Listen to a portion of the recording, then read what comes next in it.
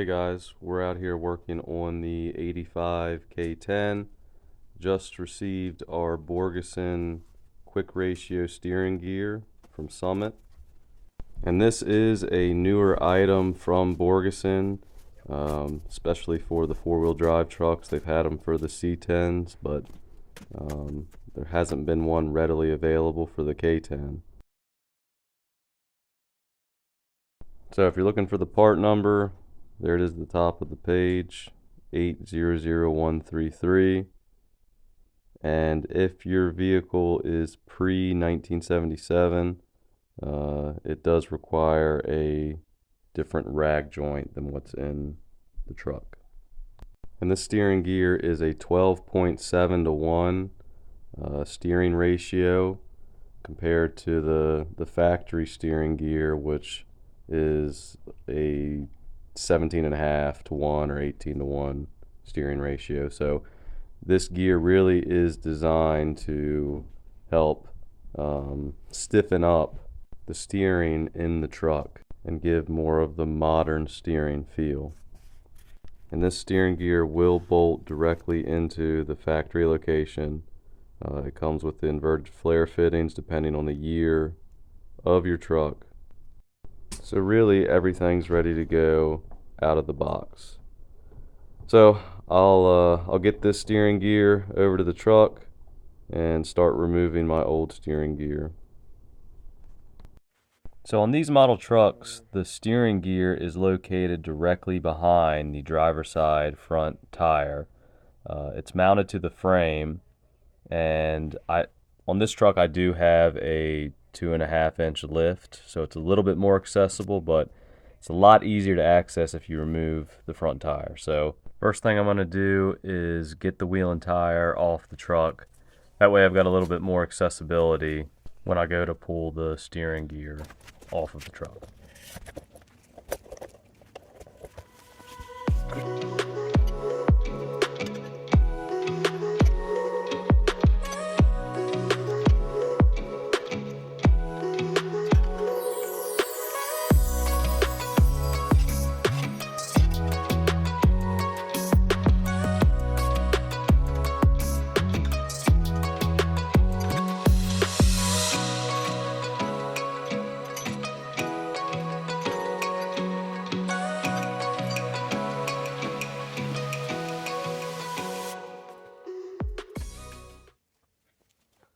Alright, so once you have your wheel and tire removed, you now have access to where your pitman arm connects to your drag link and where your steering gear input shaft connects to your steering shaft. So both of those connection points have to be removed, and then you can remove the steering gear itself, which has 4 bolts that connect it through the frame. So I'll show you both of those once I get the drag link and steering shaft removed. Now, first step to remove the drag link is you've got a cotter pin that holds the castle nut in place. You can usually use a set of pliers to get that removed. It'll pull out of there fairly easily. And then once that's off, you can use a socket to break the castle nut free.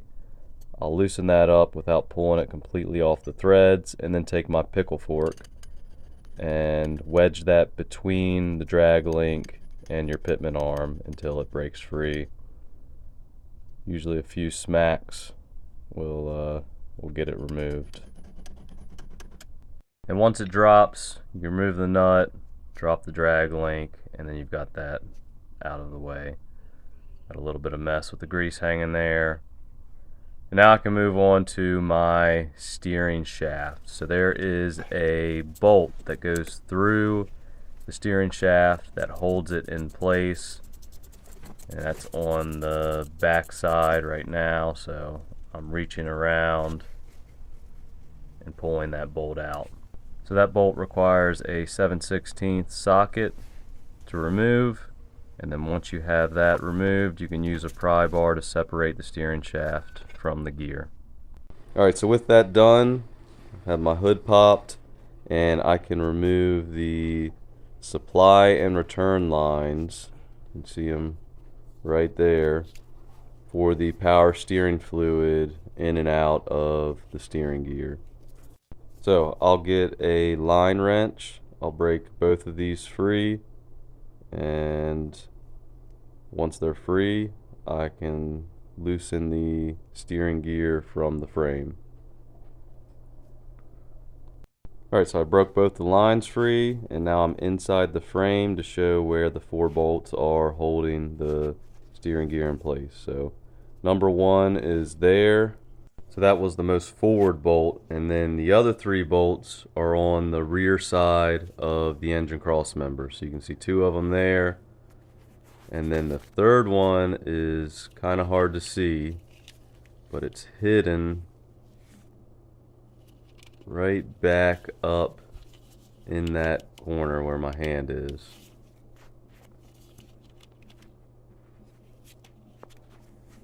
That is the toughest one to get to. Can't really get it on camera that well, but you see where that hole is. It's just to the left of that. Usually using a swivel socket, you can get up in there and get it out. But it is kind of a pain. So what I'll do is I'll go ahead and set up the camera. I can't really get a good angle under the truck. So I'll set it up on the outside of the frame, and I will go ahead and loosen all 4 of these bolts. That way I can get the steering gear dropped out of here, and then I'll come back.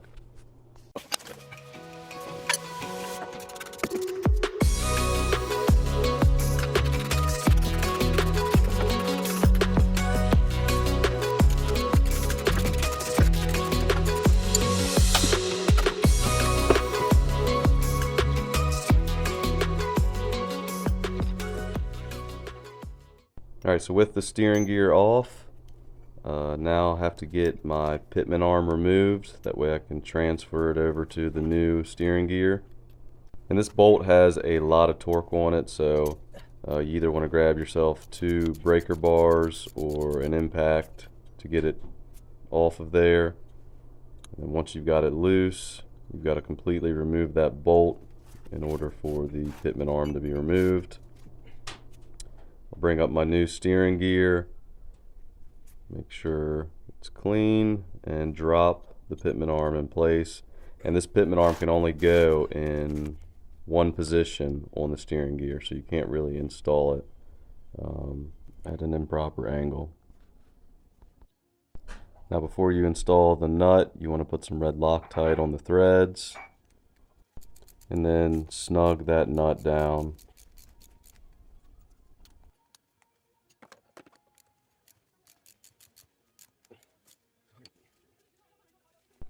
And then you can come back with your torque wrench and tighten that nut down to 180 foot-pounds. And this can be a bear off the truck, but once you have it fully torqued down, you're ready to reinstall on the truck. Now reinstalling it pretty much is the same process in reverse. So you want to get the steering gear input shaft lined up with your steering shaft, make sure that's engaged, and then I hold it up in place by hand while I get a bolt or 2 started on the back side. And this can be kind of cumbersome just because that steering gear is pretty heavy, holding it overhead by one hand, but once you get a bolt started, it'll stay in place pretty well, and then you can just roll with the rest of them. You also want to make sure as you're installing bolts that you're putting a dab of Loctite on each one of them. And once you have all of the bolts snugged down, what you want to do is come back and torque all of them to about 70 to 80 foot-pounds. So I won't show the entire process here, but you get the point. Once you get the bolt started, with some Loctite on them, snug it up, come back and torque the 4 bolts down, and your steering gear is back in place. The next step is to reinsert the tie rod end of your drag link, and this should simply just slide back into place as long as you haven't moved your steering wheel. Next, you can thread the castle nut that attaches your drag link to your pitman arm back in place, and this nut gets torqued down to 45 foot-pounds. And if the cotter pin doesn't line up with a hole once you've torqued it down to 45 foot-pounds, you want to continue to torque it until you get one of the holes lined up. And I didn't get it recorded here, but the steering shaft bolt should be reinserted with Loctite and torqued at this time as well.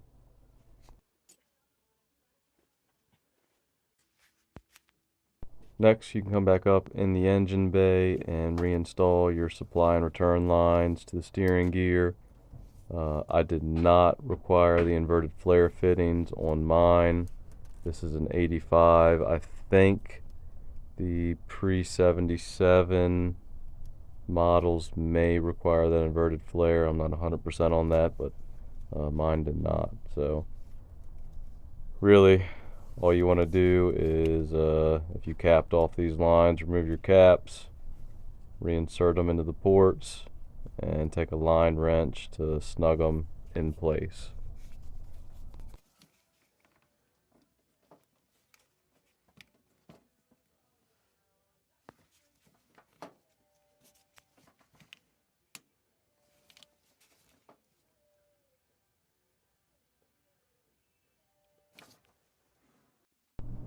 And then once you have everything tightened up, reinstalled, you'll want to start the truck and cycle the steering lock to lock, typically about 5 to 6 times, just to get the fluid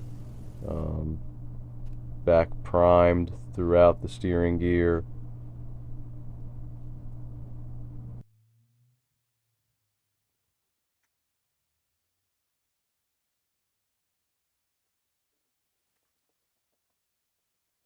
And once that's done, you'll pop the hood, top off your power steering fluid. Alright, so that is it. I'm out here at the truck. I should have taken a before video to show the number of rotations of the steering wheel before this steering gear install. I unfortunately didn't, but it was taking about 4.5 rotations to get the steering wheel from lock to lock. So I'm going to start up the truck and show you the difference with this new steering gear. Alright, so right now the steering wheel is centered, wheels are straight, so we've got one full rotation and about half a rotation, a little less than half, to the one lock.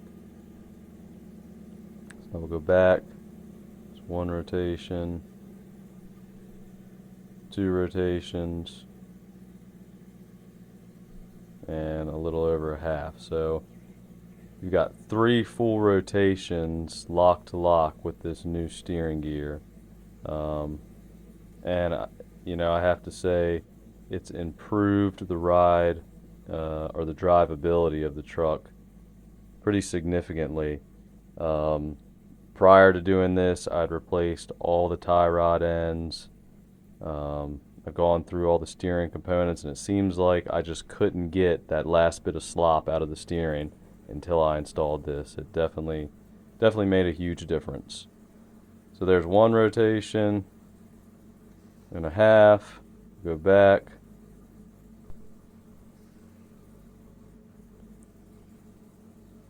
That's one rotation.